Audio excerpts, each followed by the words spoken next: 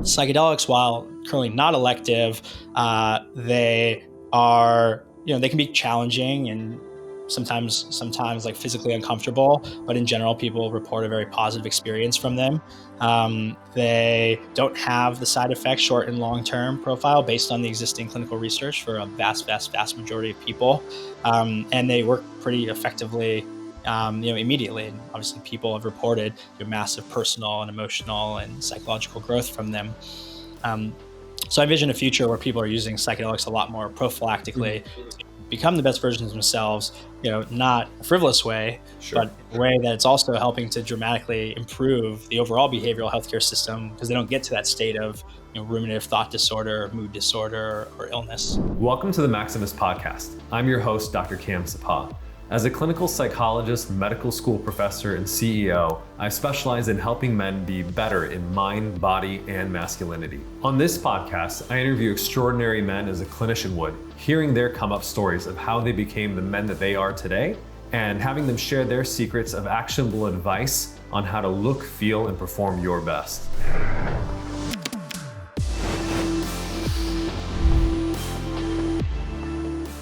All right, we are back with Dylan Beynon, the CEO of Mindbloom. This segment is on actionable advice. So let's talk a little bit about Mindbloom, the current company that you are running, and tell us a little bit about kind of how you got started with Mindbloom and what it's all about. I really wanted to do something in mental health care telemedicine. Really wanted to increase access to treatments. And I just kept coming back to psychedelics as the thing that had the biggest impact on my life, and the area where I thought the future was here, just not evenly distributed. One of the seminal moments for me was I was at lunch in Manhattan, New York, with my personalized medicine physician, Dr. Andrew Kibbert, who's incredible, who does the Peter Attia biohacking thing with me. And I was telling him about this, and he blew my mind when he told me that he had seen his clients get incredible results with ketamine, that there are these large growing cottage industry of ketamine clinics with incredible research behind it. And despite the fact that I thought I had my finger to the pulse of the psychedelic therapy movement and was donating to psychedelic research and science and following along, I had no idea that ketamine was a prescribable medication that people were using today. I became a patient myself. It was just as transformational as a lot of other medications and or psychedelic therapies that I've used over the past dozen plus years. And when it was delivered to my doorstep from the pharmacy, I saw clear as day that we had this opportunity to help people become better people for themselves and others. If we could build a platform that, one, radically increased access to ketamine therapy by making it more approachable so that people would be open to doing it and understood the benefits. Affordable. At the time, the average provider was like $1,000 a session. Right. Yeah. And so, we've dropped the price like 80% at Mindbloom. And 3, available. So, for us, like growing up with a single working class father, not only is the idea of like at the time of using psychedelics to fight my mother's addiction would have sounded wild, $1,000 a session, so far out of our price range, would be laughable. But even just how do we get her to a clinic? Who's going to watch the kids? What if we have to drive an hour, wait with her 2 hours, go both ways? And so telemedicine has allowed us to rapidly reach over half the US population. It'll be 70% by the end of the year, including a lot of people who wouldn't be able to get access to a ketamine center or clinic or provider otherwise. The second goal in addition to increasing access is to do all of that while building a psychedelic therapy platform and using that framework and modality, and not just giving people an injection, sending them on their way.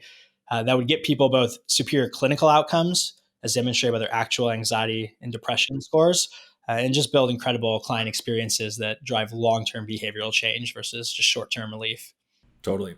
And as a disclosure, I'm an advisor to your company. And the reason is, and I don't advise any other company actually right now, and I've advised mental health companies in the past, was because I was familiar with the research on ketamine and the reason that it got FDA approved for the treatment of treatment-resistant depression. And I thought the clinical outcomes were compelling. And so obviously as someone who works in the telemedicine side of things, I was like, that's been my whole, model for the last 10 years is take solid evidence-based treatments and make them more accessible and scalable, to your point, to millions of people. So I immediately got that when I heard about it. So for those who may be less familiar with psychedelics, and in particular ketamine.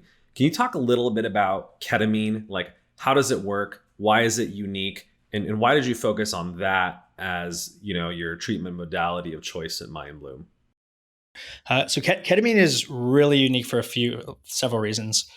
One is it's the only prescribable psychedelic medicine today. So ketamine was FDA approved as an anesthetic and analgesic in like 1970, Mm-hmm. and has been widely used in every ER room across the country since. Right. One of the reasons is it's one of the safest anesthetics you can use. Um, Over the past 10 years, some pioneering psychiatrists and researchers began to realize that people who, say, came into an ER room and got ketamine as a treatment for an anesthetic would leave with a relief of some of these depression symptoms.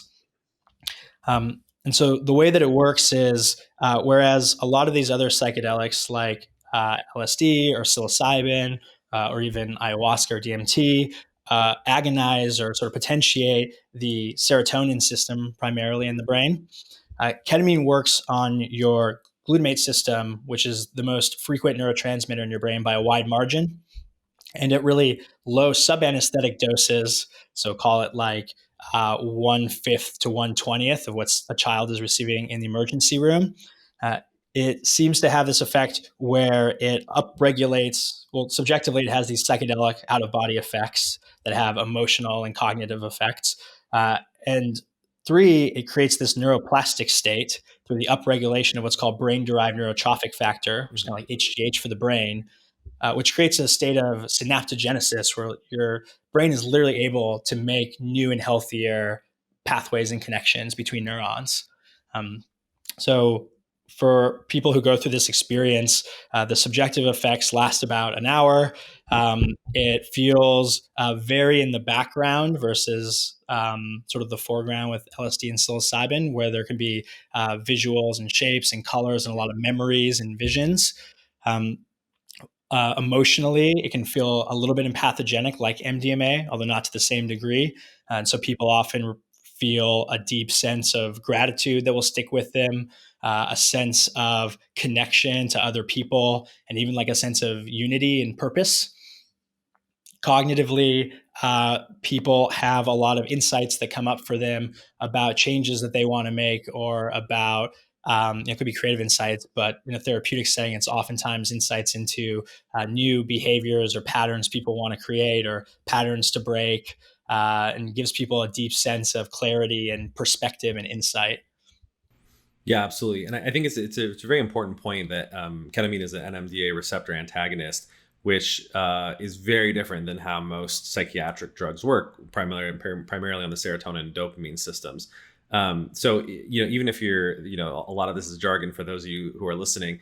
I actually think, ketamine and also ketamine derived through telemedicine is unique and beneficial for a couple interesting reasons. So number one, I describe it as a very friendly psychedelic, if there is a term, because it only lasts an hour. And so as opposed to, psilocybin or magic mushrooms, it can last, 4 or 6 hours, or LSD, which can last like 12.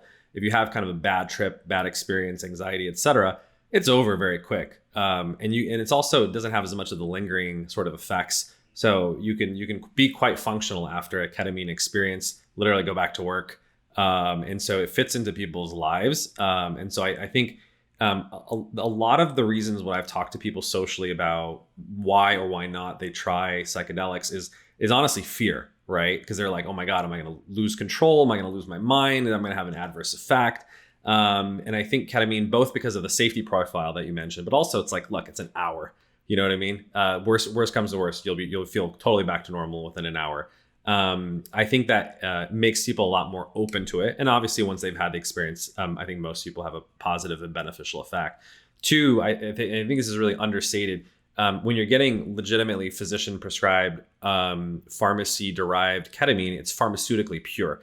You know what you're getting is ketamine. You know it's free of any adulterants, etc.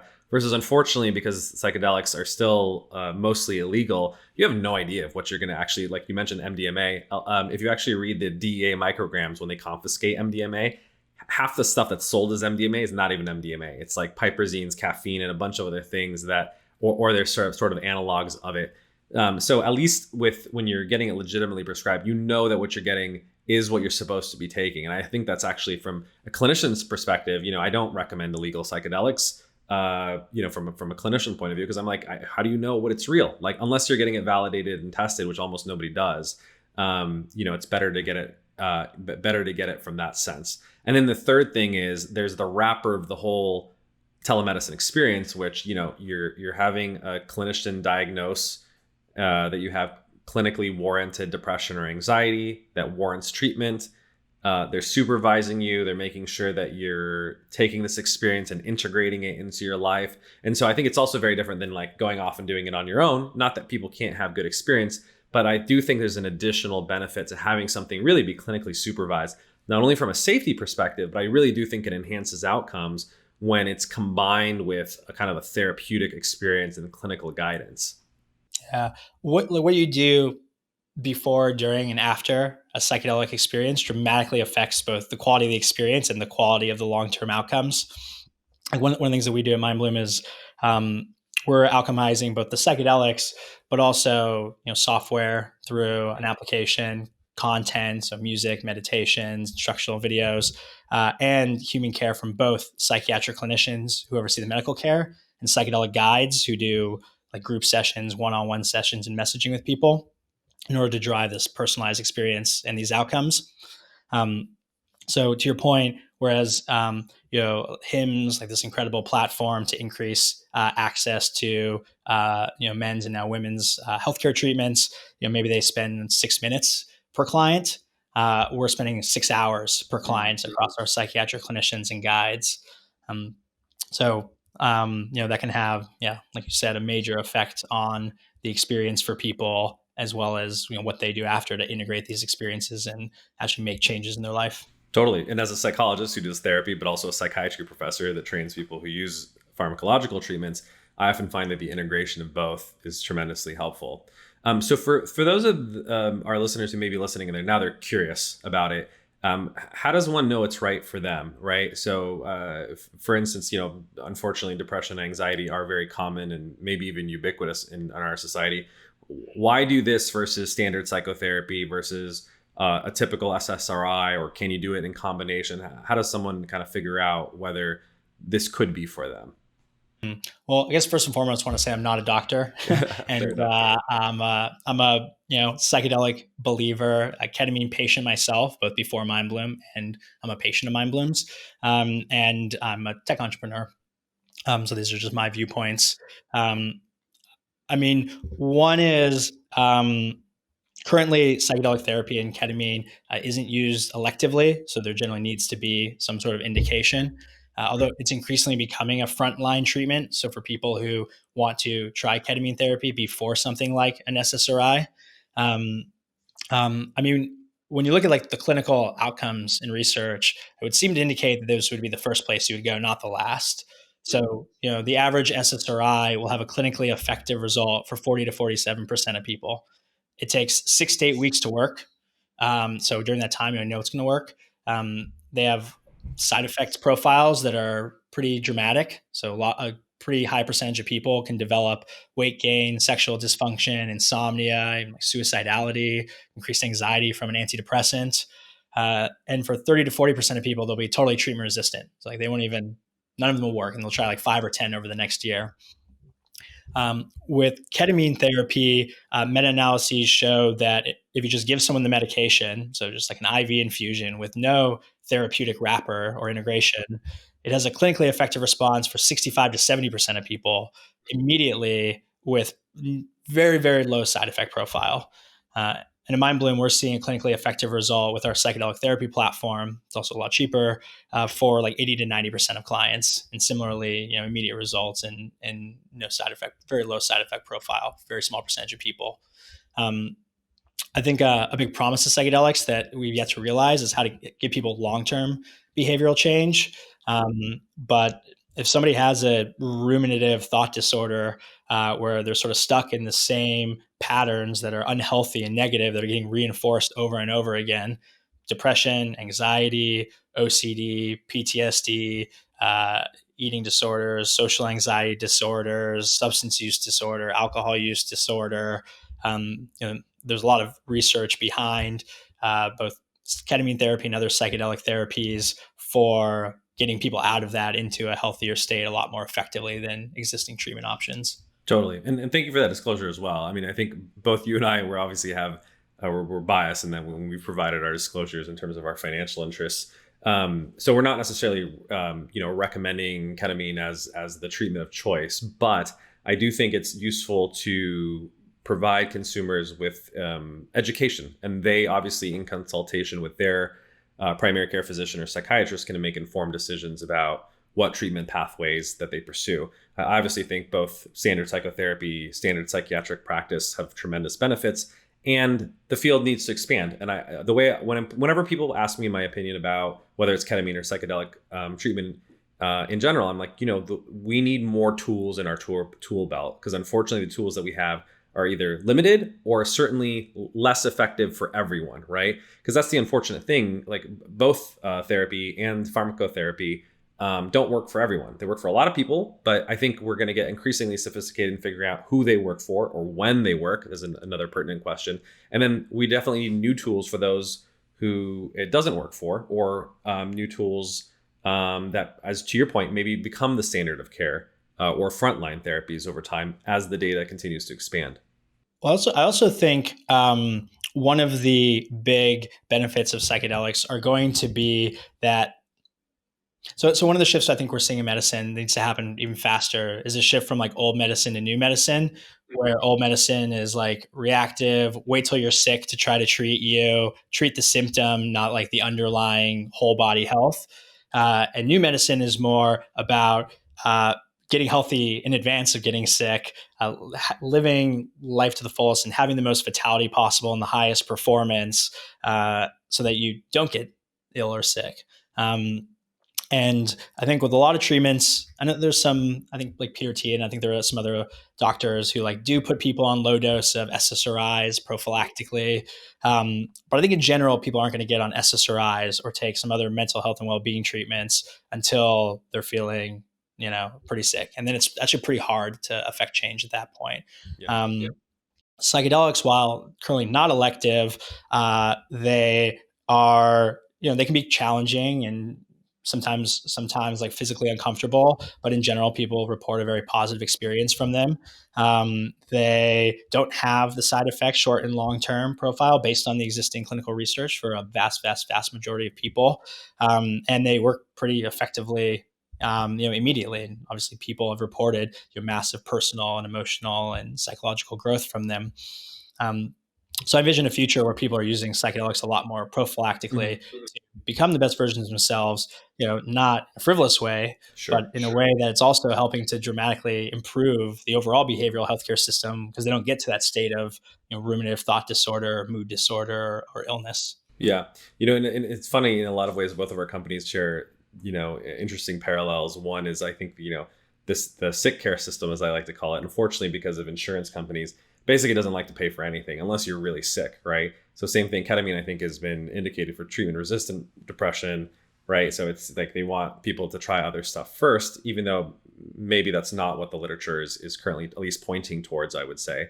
And same thing, like they don't treat your testosterone unless you're below the 2.5 percentile, which means 97.5% of people don't qualify, even though clearly you're not feeling sort of optimal. The other interesting parallel is I think both of our companies have innovated in terms of the delivery system, right? So I think a lot of the reason that guys aren't on testosterone replacement therapy, in addition to the fact that it causes infertility and testicular shrinkage, it's an injectable, right? And injecting yourself in the ass every single week is a pain in the ass.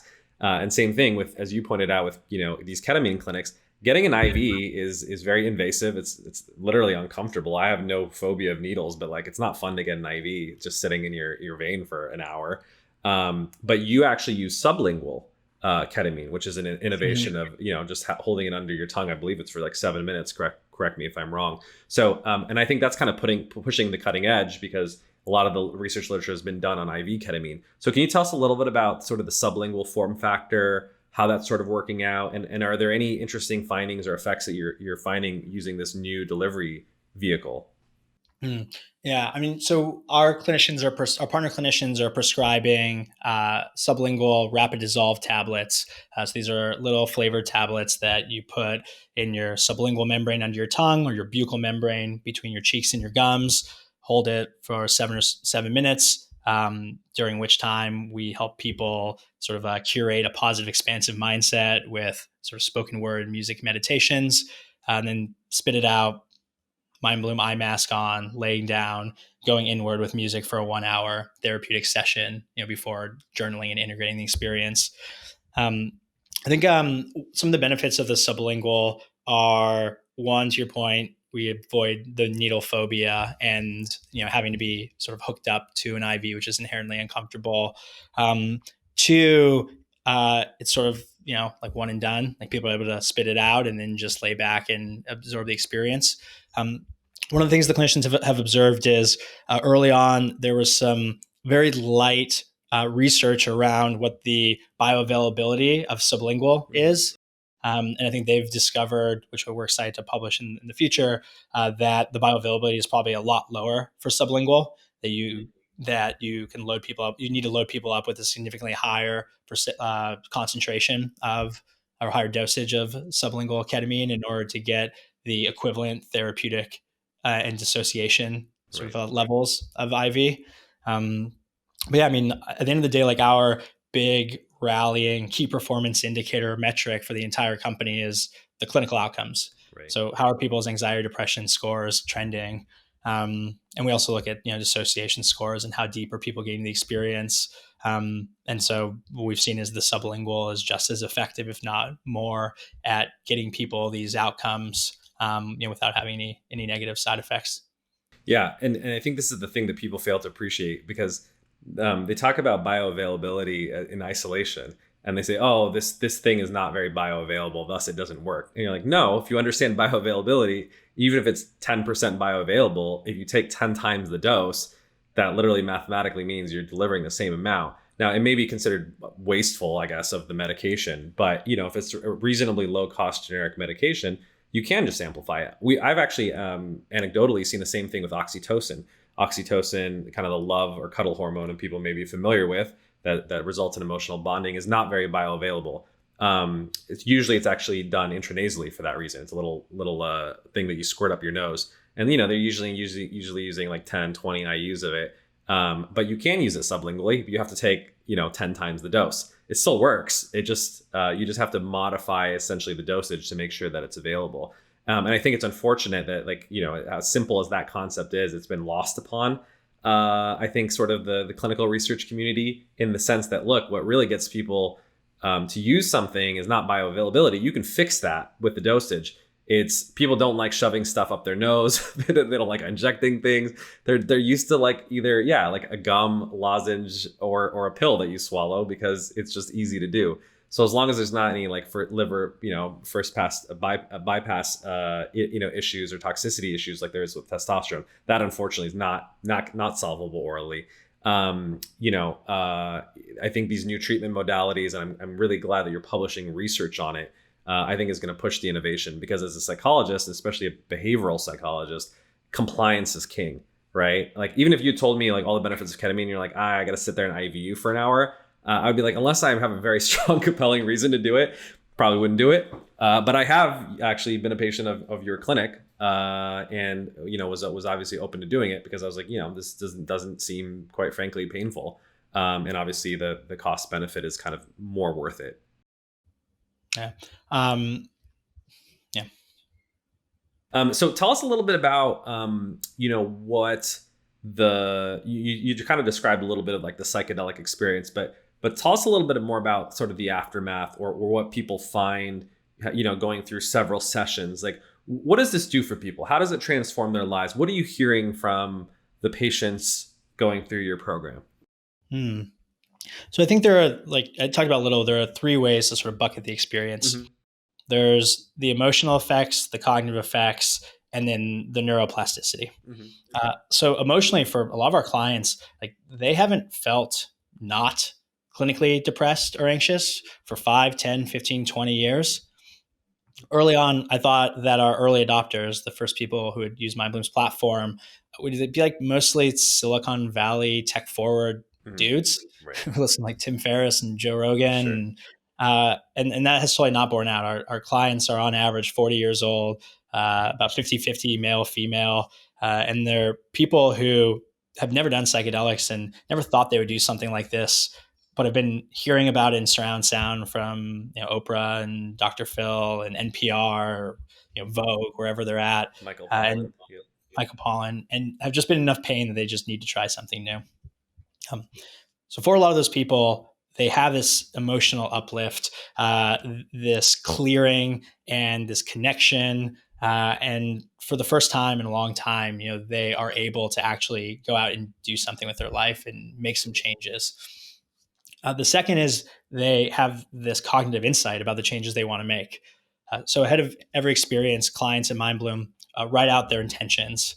So it's kind of priming their subconscious and working with their psychiatric clinician and guide on what they're looking to get out of it, how they want to change, new habits they want to make, old habits they want to break, what they want to explore.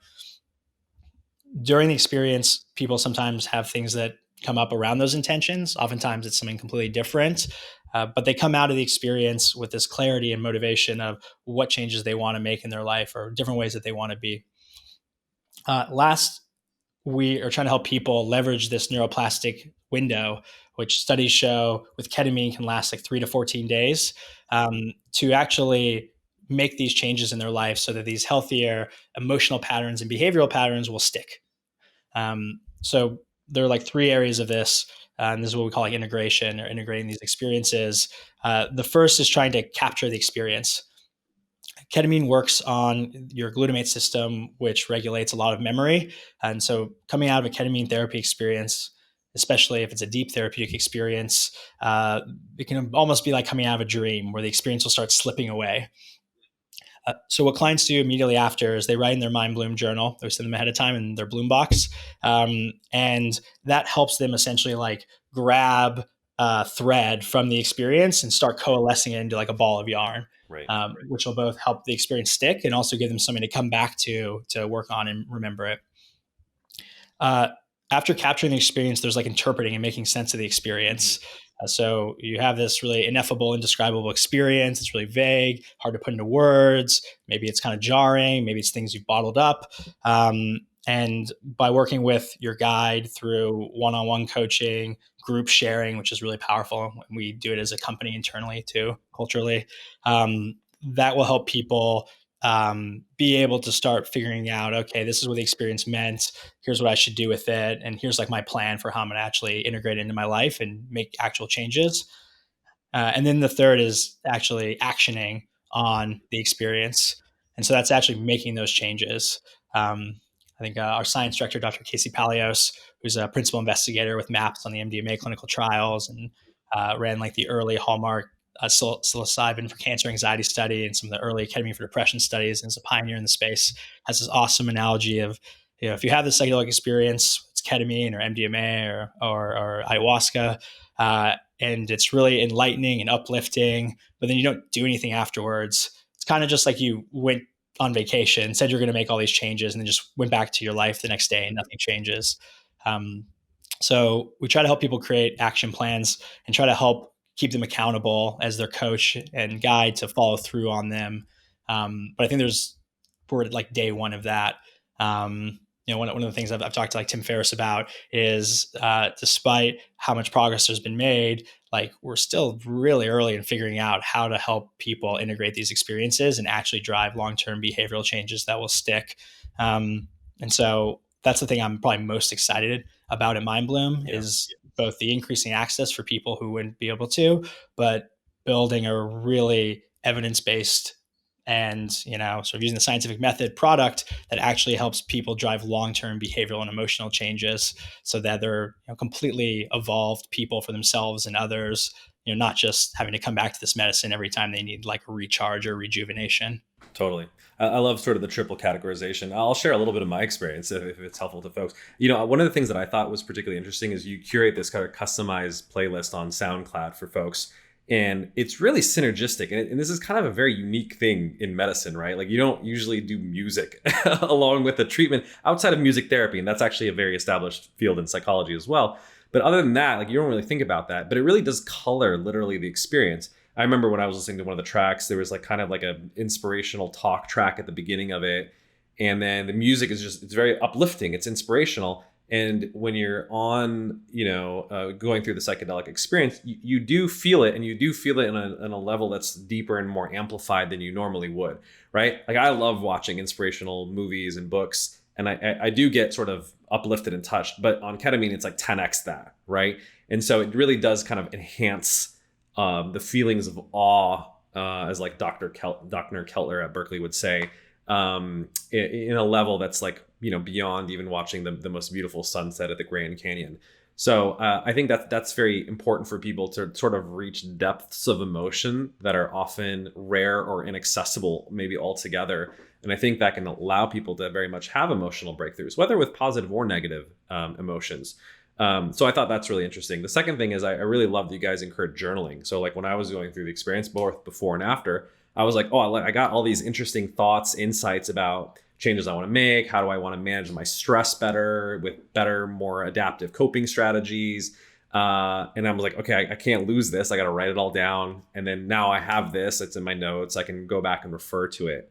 And then I think the third part of it, I always say to patients, whether it's psychedelics or otherwise, or even therapy, I always say insight without behavior change is worthless, right? I have this experience sometimes. I'll have this breakthrough working with a client, and I know exactly why they're suffering, right? I know the root of their pathology. I know exactly like a perfect conceptualization of the case. And they'll be like, that's it. That's exactly why I'm suffering. And then they'll go and do the same thing. But that's why there needs to be a behavioral plan to be like, okay, great. Now you know the root cause of this, but it doesn't matter, right? It could have been a childhood trauma, but that it's not going to change you from repeating the same maladaptive coping behavior without, a lot of other structure and support and process for you to help that. And I think that's really the $1 trillion question, if you will, right? It's like, how do you take these amazing insights and implement it into people's ordinary lives? It's such an interesting challenge I would add in the psychedelic field, because you are literally in a different mindset during the experience than when you come back, as you said, from vacation and back to your gritty, dirty reality. Now, hopefully the neuroplasticity can help people with that.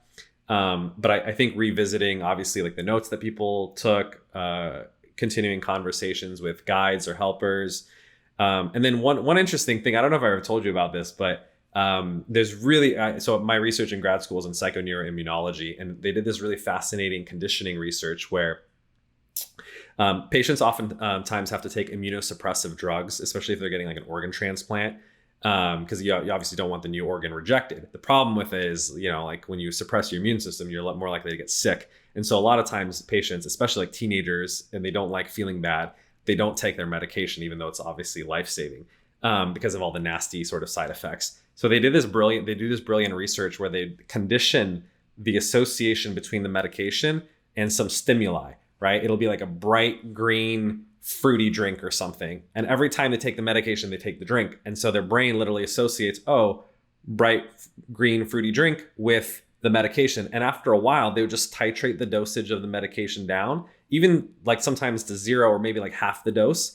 And it would have the same effect on the immune system without it, just because the brain associates the stimuli with the response. So it's kind of brilliant. And I think you can do the same thing with psychedelics, actually, at least in theory. It would be really fascinating if you could almost like classically condition the ketamine experience.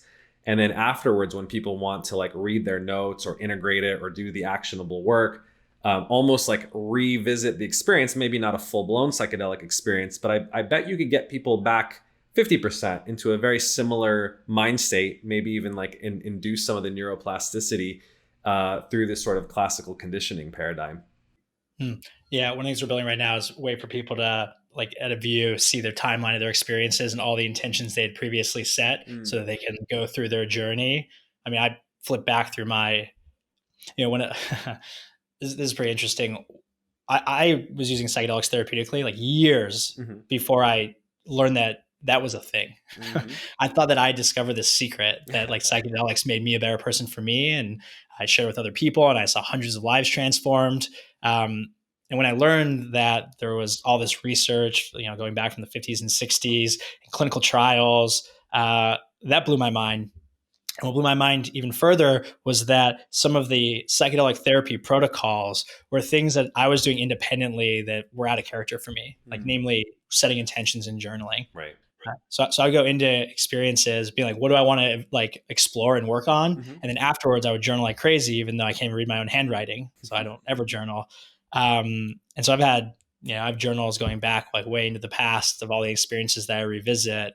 But there's something like fundamentally true here about setting these intentions and journaling afterwards to drive those experiences.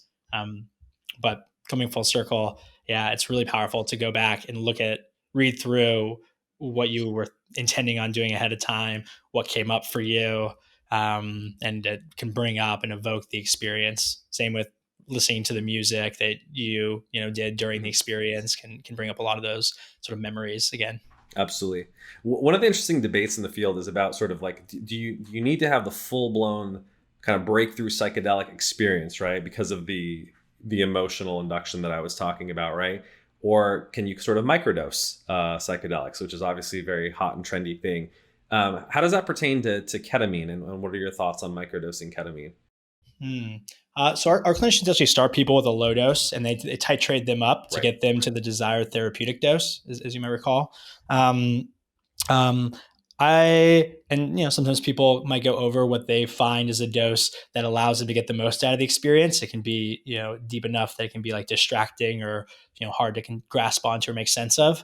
So I think it just all comes back to what we talked about earlier. I think you mentioned it, which is personalization.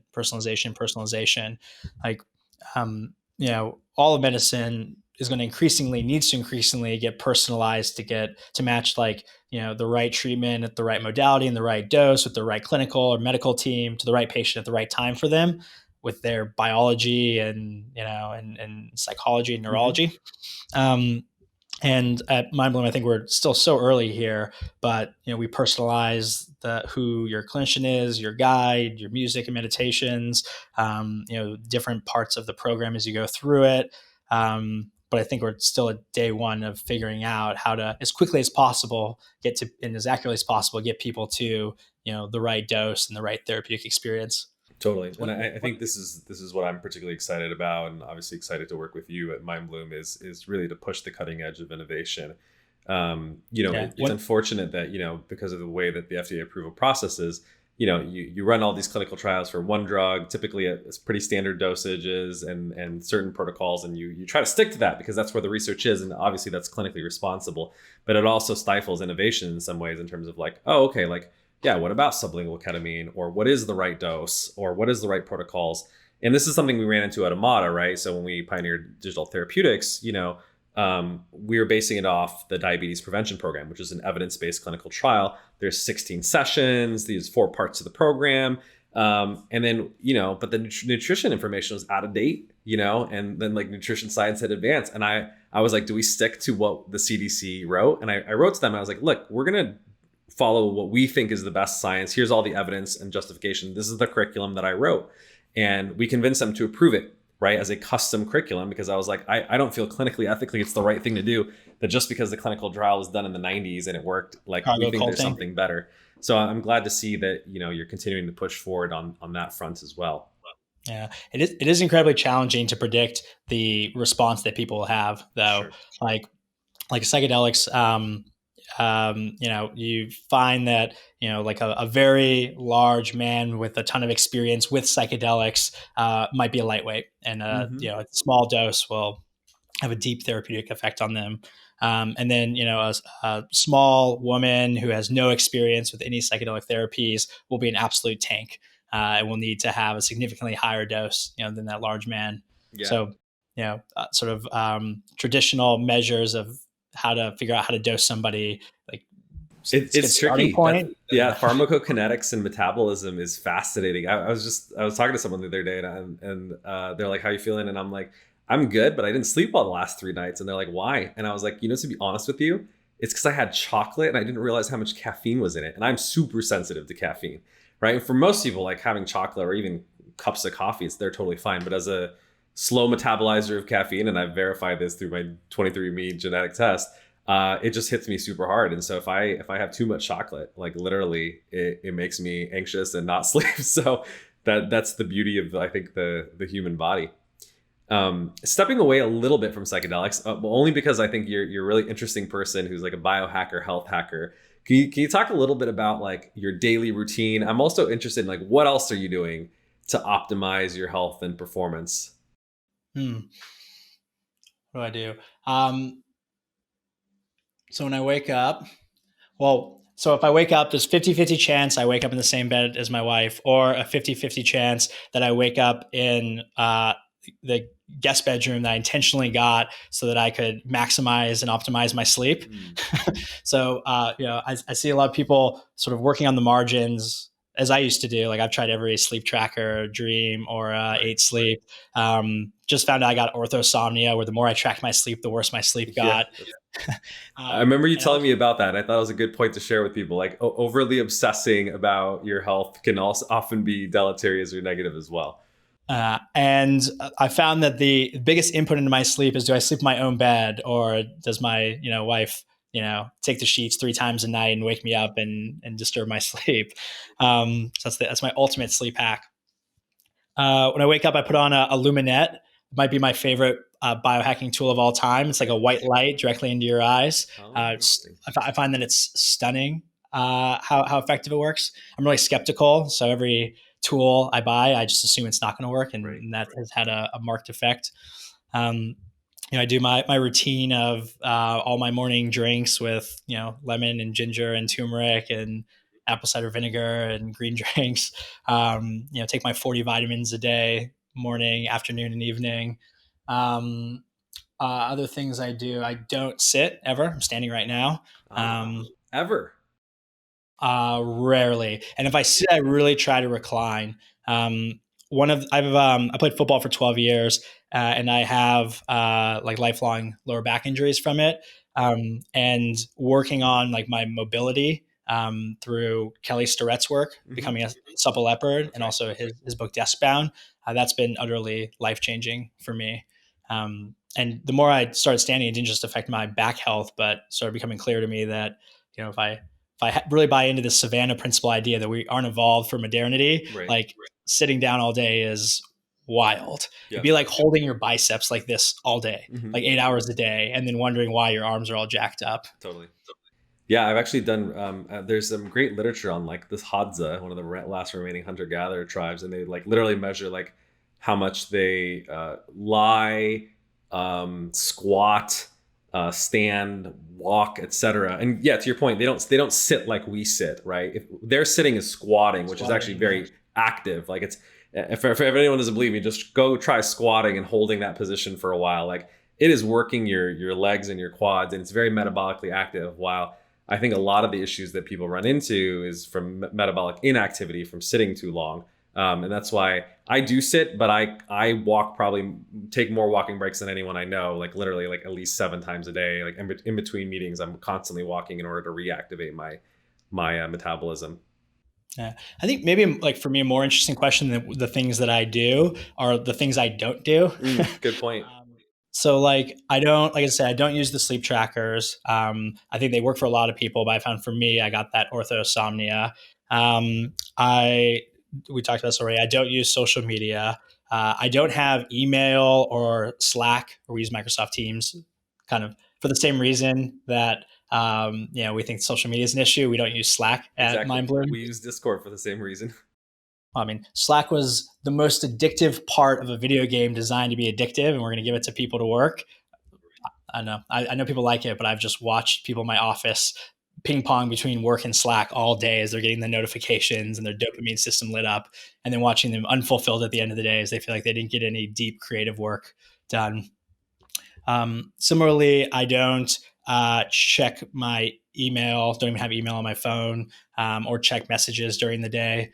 I block out like deep sprints of deep work, which I find at the end of the day gives me this deep, meaningful sense of fulfillment where I've cultivated presence and focus and awareness that makes me feel like I've really built and created something and not just reacted to email all day, even though I do spend 4 hours on that a day too. I think similarly, rather than like what I do, like probably what I don't eat is probably more interesting. So I don't eat vegetable oils Mm-hmm. or sugar. Right. So I think we're gonna look back and see vegetable oils be maybe one of the biggest inputs into the obesity epidemic, Agreed. and then the metabolic health epidemic. Um, so that's really, really challenging to do. It's like call advanced restaurants. I can only eat at a few here in Austin, where I just moved from New York. I have to, cook all my food, or I do like a weekly meal prep with Mm-hmm. somebody. Um, what else don't I do? What about you? What are your hot new biohacking or health hacks? Yeah, well, I'm glad that you talked about what not to do, because most people obviously do focus on the things to do above and beyond. But I actually think from like an ROI perspective or cost benefit, it is really about eliminating the junk. Because I talk about that with nutrition all the time. Now, if you're talking about like being a competitive athlete or you're really trying to push the edges of your performance, sure, we can talk about interesting superfruits like acai or baobab or camu camu or sea buckthorn. I use all kinds of weird exotic shit.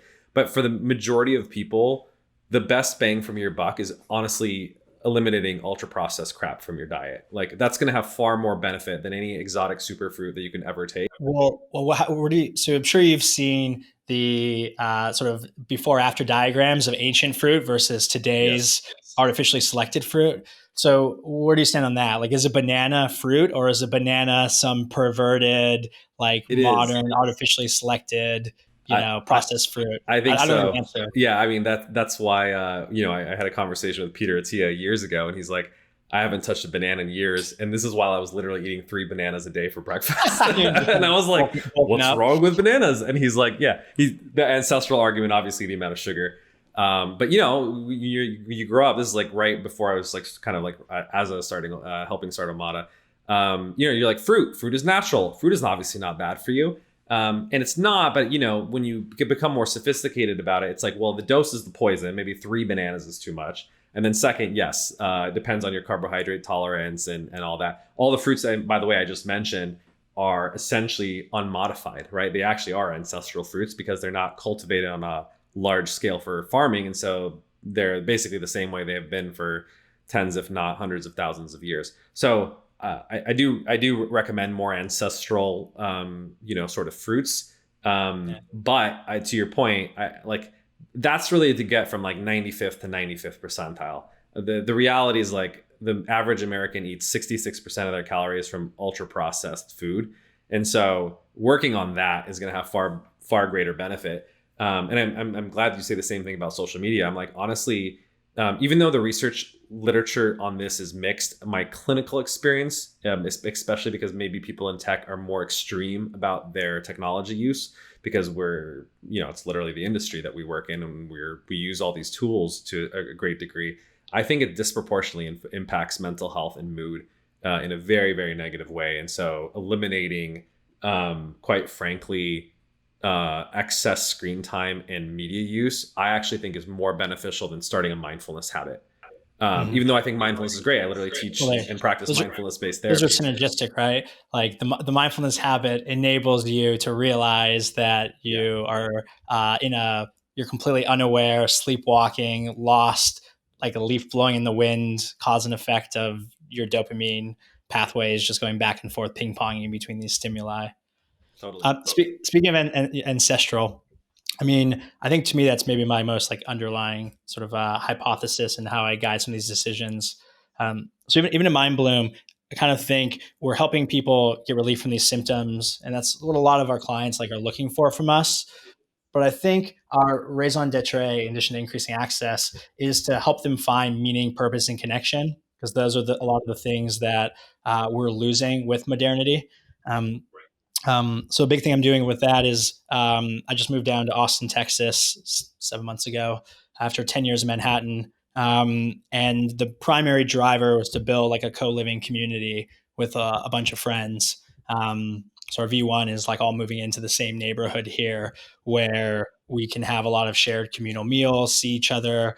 Don't yet have kids, but we'll soon like raise our kids together and have like open households where people can come in and out and intermingle.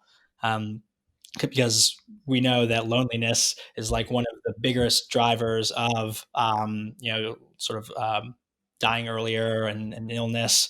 And we see that despite people's like personality traits, people consistently get lonely as they get older, as they like splinter off. And so I think we have to be really intentional about protecting against long-term loneliness. And propinquity, or how close you are to other people, is like one of the biggest drivers of how much social time you spend. So that's one of the big things I'm doing, which I guess isn't the elimination of something, because it's a hell of a lot of work. Fair enough, but it's a great point. You know, the funnily, I think that's one of the few benefits of college, as we were talking about the downsides of education, is just running into people. Sorry, the education in college was a huge negative, and I was lucky that I fall into debt because I had a scholarship and I in financial aid. But I met my wife in college on the street. She's also head of engineering at Mindbloom, so I guess I was recruiting already. I met so many like family close friends that have been like surrogates for me for maybe not having a large family growing up. So I'm kind of conflicted on college because the social aspect completely transformed my life and was a dream come true. And something I'm grateful for every day. But the education component was a waste of my time. Yeah, fair enough. Well, I'm saying in a lot of ways, it sounds like what you're kind of intentionally trying to recreate it is a sense of community, or maybe an ancestral village, if you will, right? I think it's cool to see, because unfortunately, I think whether it's like the urban density or suburban life, it's really not optimized for social connection. I certainly remember living in buildings where you don't know your neighbors, and even I remember, getting a condo in San Francisco. I created a Facebook group so that my neighbors could connect with one another. And despite a lot of the efforts that we do, it's not the same as if you come from especially more traditional cultures where, exactly, it's an open door policy. You really, your level. It's not just knowing your neighbors, but like they'll raise and even punish your kids, and that's like okay to do because they know that like there's shared values and shared parenting even. It's just so risky for your neighbors to be strangers. Right. There's just so much variability and volatility in humans, and even if you're friendly with everybody, the likelihood that you will be friends with somebody is not that high. To your point about getting to know your neighbors, when we lived in Lower East Side, we had just one neighbor on our floor, just the two of us. And there's this couple, and we were kind of friendly with them, and they moved out. And we said that was a huge missed opportunity. Like, we might have been able to become awesome friends with them. The next neighbors, let's make a huge concerted effort to like build connection with the one person who lives next to us. So when he moved in, I wrote up this, really nice, thoughtful note about welcome to the neighborhood. So happy to have you. Here's our number. Like, let's go out for a bite or a drink sometime, and slid under his door. Never heard from him. Months later, saw our new neighbor in the elevator and was like, "Oh, did you get our note?" He's like, "Yeah, I'm a lawyer. I'm like really busy." And we're like, "Oh, all right. This is why we want to intentionally live next to people that we know and love, because it's just too risky." Yeah, and there's too much serendipity, I think, that needs to happen sometimes to force it, to your point. But I think that's the cool thing about what we're seeing, right? Is just as we were talking about cutting edge medicine, I think this is a cutting edge medicine, right? To kind of almost return to whether it's ancestral or maybe just like social tradition, because we've evolved, and these in certain ways, and the farther I think we stray from sort of nature or natural things, the harder it is for us to lead lives of satisfaction. So I think you're a great role model, by the way, for our listeners, both in terms of like professionally, the course that you've taken in your life, and especially kind of finding a path that's more aligned with meaning and contribution to greater society, but also in terms of what you don't do, which is a refreshing contrast to especially to hear from a biohacker that does many things. And it sounds like you do both. You do a lot of like interesting, the biohacky stuff too, but it's refreshing and honest to hear that a lot of the benefit may quite frankly come from what you don't do. So hopefully that's a lesson that our viewers and listeners can take home as well today. One thing when you talk about sort of how atavistic psychedelics can be, like sort of hearkening to our ancestral times, you can like feel that deeply. One thing that's really interesting, and I'm sure you've experienced this, is on psychedelics, people often have these like deep human themes that come up. Mm-hmm. So it can be like love, friendship, uh, like contribution or the work you're doing in the world. You sort of see perspective of like how your relationships matter. And it's one of the big fans. If you can, for the people who are seeing this, I'm a huge fan of psychedelic art. Mm-hmm. So I have 2 Android Jones pieces. My favorite psychedelic artist behind me. I guess his work often has a lot of these themes. And I think that there's something really interesting about that for people when they have these experiences, it like really brings them back to something a little more primal and pure. That's why people love doing psychedelics in nature and often come out and be like, I need to spend more time in nature. And I don't know where that comes from, but it's definitely fascinating that we have stuff hardwired in there that we're like layering on top of and have to sort of clear from time to time. Absolutely. As I like to say on Twitter, the future is primal. So, Like that. So what would you call that? So you're familiar with cyberpunk, right? yeah. As like a genre. I've seen like solar punk, where it's like imagine a future where it's not all dark and rainy and dystopian and metallic, but it's a future that is sort of interwoven with nature and trees and you know. So I call it trad humanism. So as opposed to transhumanism, which is trying to like become these weird cyborgs that transcend our human limits. And that's why I actually never use the term biohacking, because I feel like sometimes it's a weird access that a lot of the people do stuff that I think is like not super safe. What do you use it? Just call it, like being healthy? Yeah. Versus like I think trad humanism, it's like it's really the combination of tradition and technology. I'm not a neo-Luddite. I obviously use technology both personally and professionally. And at the same time, I really do try to do ancestral ways. And I think it's taking the best of both worlds. But I think the ethos is that you do use technology, but you realize that it's a tool, that it has limits and it has downsides. And so you only use, almost like medication, the minimum effective tool, right? But just like the minimum effective dose, that, if it helps you stay in connection with people or send an invite to your 12 friends to come move to Austin with you and create an intentional community of neighbors, then obviously the use of that tool was very helpful to create something in real life that's beneficial, versus if you're just using it to feel less lonely and create an artificial sense of connection because you message 12 people on WhatsApp instead of having real life friends, then yeah, I don't think that's obviously as beneficial. So that's why I call it trad humanism. It's like a combination of the idea there's no way back, only through. That's right. And use your tools, don't let them use you. Exactly. Yeah, and use it very, very mindfully and intentionally.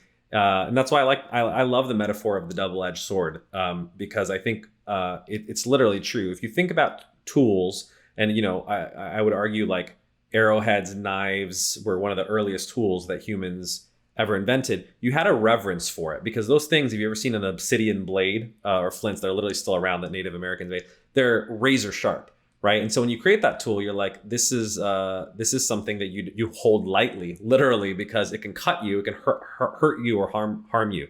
We don't think about our technology the same way, which we should. I think social media is the same way. It can literally cut you, it can hurt you in a lot of ways. And so we should have a greater reverence for it, just like a knife or a sword or a gun, where it's a tool that can be used for good or for bad. But you have to be very careful. Like, we don't let people, get guns without a little bit of a licensure or ideally even training so that they don't hurt themselves.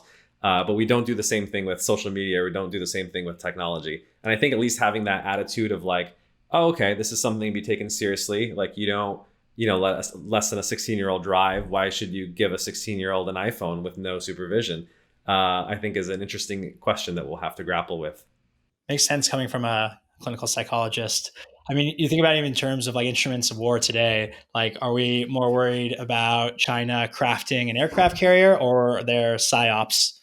Totally. I certainly am. I'm like, if you look at social media, like, there's a lot of bots out there. There's a lot of like, people don't even realize like half the accounts that they're interacting with, especially that are anonymous or fake accounts, are literally like, and this is not even conspiracy, right? There's like validated evidence of this, that they're pushing propaganda, pushing agendas, whether it's foreign governments, corporations. There's a lot of fake information out there. And so I think the only way out of that is quite frankly limiting it.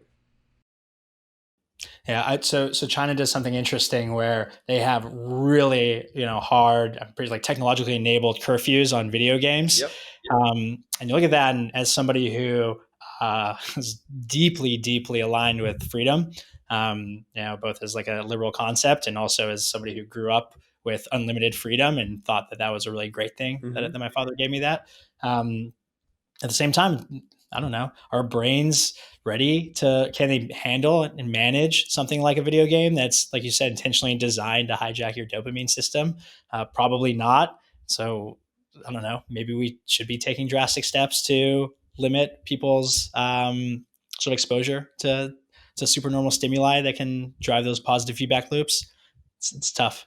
Totally. Yeah. And for viewers who may not have heard about this, when I sort of popularized dopamine fasting worldwide, I pointed out this policy that China had instituted into law, right? So literally between the hours, I believe, of like 10 p.m. and 6 a.m., video game manufacturers there are literally have to shut off the game. They're not allowed to play the game overnight. I think you can only play like 1 hour a day on weekends, 3 hours on weekdays, 3 hours on weekends and holidays. So there's literally limits, and same thing with like in-app game purchases. I think you can't spend more than $50 without your parents approving. And a lot of people, when I mention that, they're like, oh, that's very draconian. The government shouldn't be doing that, blah, blah, blah.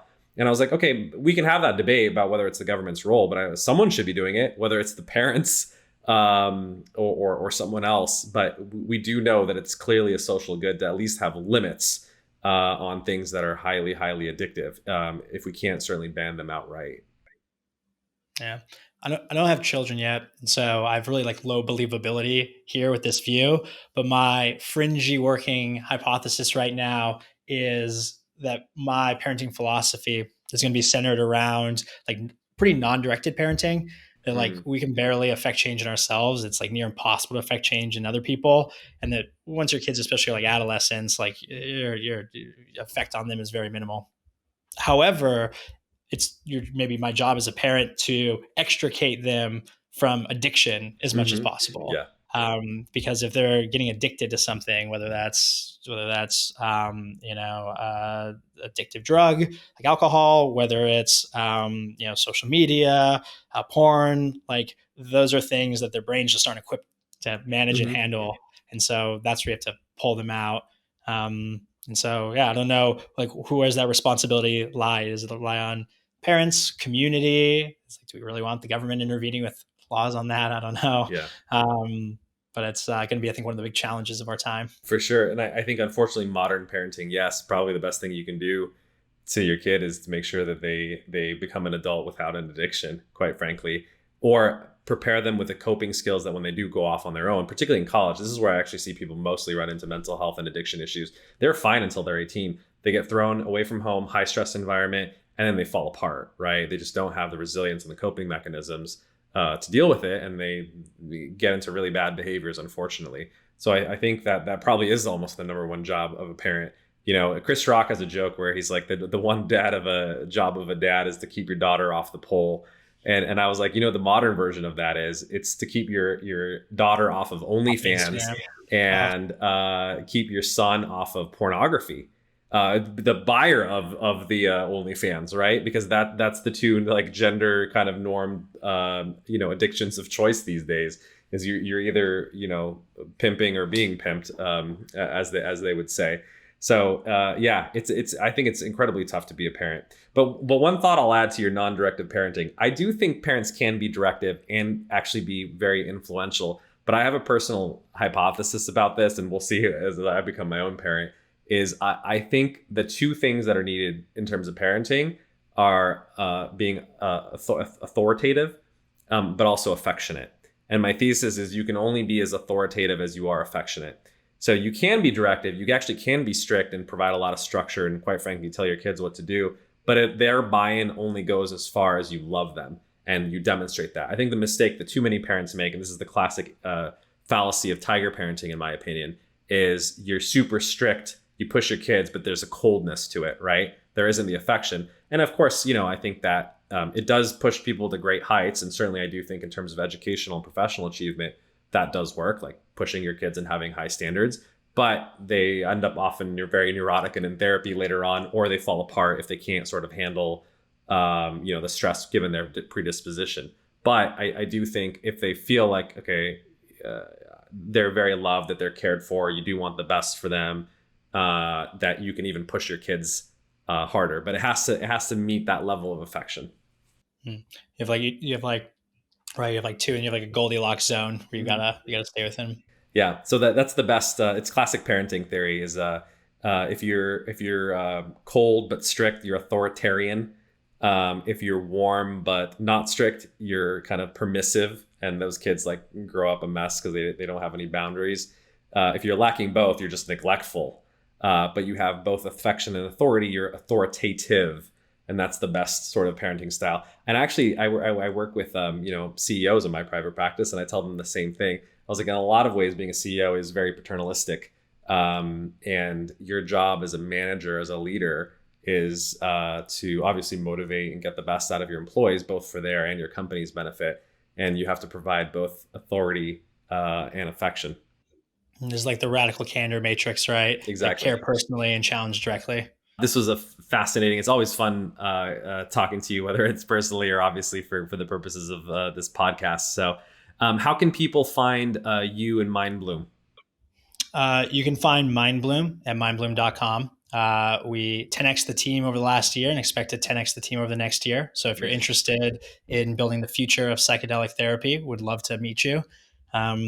And you can find me at dylan@mindbloom.com because I don't have any social media. Perfect. Even better. Glad you're practicing what you preach. All right, Dylan, thank you so much for your time. And great to have you as always. Likewise, Cam. This was a blast. Thanks for having me on.